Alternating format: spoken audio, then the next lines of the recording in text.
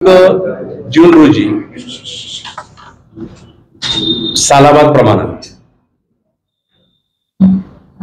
एक माझा वाढदिवस साजराची प्रथा आपण प्रत्येक वर्षी केलेली आहे।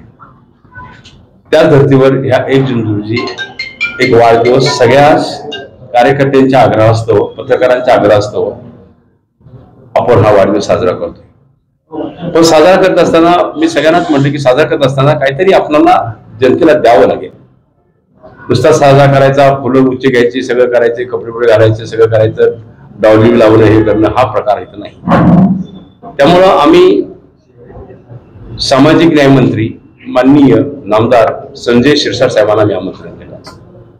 कारण ह्या वेळेला मागासवर्गीय बौद्ध विहार, मागासवर्गीय मुलांच्यासाठी काय सुखसोयी, ह्या सगळ्या सुखसोयी आपल्याकडे तयार आहेत, पण ते लोकार्पण सोहळा झाला नव्हता। त्या लोकार्पण सोहळा सामाजिक न्याय मंत्र्यांनी करावा, कारण त्यांच्या डिपार्टमेंटचा हा विषय आहे। आणि त्यावेळेला शिरसाट साहेबांनी हो दिलं की मी येतो, आणि त्या दृष्टिकोनातून 100 फॉटचं मुलीचं, 100 फॉटचं मुलांचं असं आपल्या तालुक्यामध्ये एक वसतिगृह तयार झालं। त्या वसतिगृहाचा लोकार्पण सोहळा होतोय। त्याचबरोबर जे थोरांच्या वार्डमध्ये एक बौद्ध विहार त्यांच्या प्रयत्नानं बांधलं गेलं, त्याला नगरपालिकेने पैसा दिला, मीही पैसा दिला, आणि त्या पद्धतीनं ते आता तयार झालंय। त्याचा एक लोकार्पण सोहळा आम्ही तारखेला घेतोय। त्याच पद्धतीनं बाबासाहेबांच्या पवित्र अस्थी ह्या आरगमध्ये आहेत। आतापर्यंत त्या व्यवस्थित सांभाळल्या आपण, पण त्यासाठी पण काहीतरी एक वेगळं असं व्हायला पाहिजे। त्यासाठी आम्ही एक बौद्ध विहार बांधलं तिथं, आणि त्या बौद्ध विहारमध्ये त्या अस्थी, पावित्र्याच्या अस्थी व्यवस्थित राहाव्यात, लोकांना पर्यटन तत्व व्हावं, या दृष्टिकोनातून आम्ही एक 3 कोटी जवळजवळ 3 कोटी 53 लाख रुपयाचं आम्ही तिथं बौद्ध विहार बांधलं। काम 95% वर झालेलं आहे, पण पेंटिंग बिल्डिंग बाकी आहे। त्यामुळं यावेळी आम्ही लोकार्पण सोहळा घेत नाहीये, पण मंत्री महोदय तिथं विजिट करणार, बघणार, आणि काय इन्स्ट्रक्शन देतील त्या पद्धतीने ते फॉलो करून आम्ही 10-15 दिवसाच्या किंवा महिन्याच्या आत आहे त्याचा आम्ही लोकार्पण सोहळा घेऊ।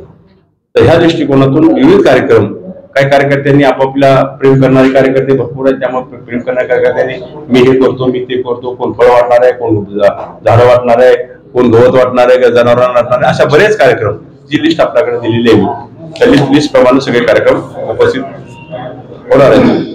त्यामध्ये अनाथाश्रमांना फळ वाटायचा कार्यक्रम असेल, अशा गोष्टी, बऱ्याच गोष्टी त्या दिवशी दिवसभर चालणार आहेत संध्याकाळी। आणि संध्याकाळी 7 वाजता खाडे स्कूलवरती तिथं कार्यक्रम होणार आहे।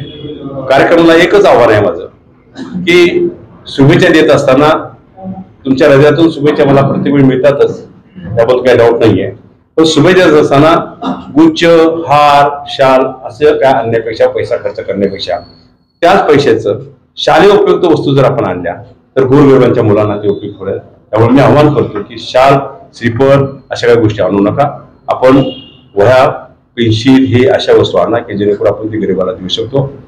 त्याचबरोबर English medium school, Dhanubai English medium स्कूलनं त्याशी सकाळी आम्ही शाळा काय करणार आहे ह्या दृष्टिकोनातून तिथे एक मॅरेथॉन स्पर्धा चालू केलेली आहे। नोंदणी झाल्या, सगळ्या नोंदणी आता हायस्ट नोंदणी झाल्या, जवळजवळ 800च्या नोंदणी झाल्या तिथं। त्यामुळे सकाळी 7 वाजता गांधी पुतळ्यापासून आपण मॅरेथॉन चालू करू, आणि मॅरेथॉनचाही आनंद सगळे तिथं। ह्या दृष्टिकोनातून हा वाढदिवसाचा सोहळा, लोकार्पण सोहळा, विकासाचा सोहळा ह्या वाढदिवसानिमित्त आम्ही साजरा करत आहोत।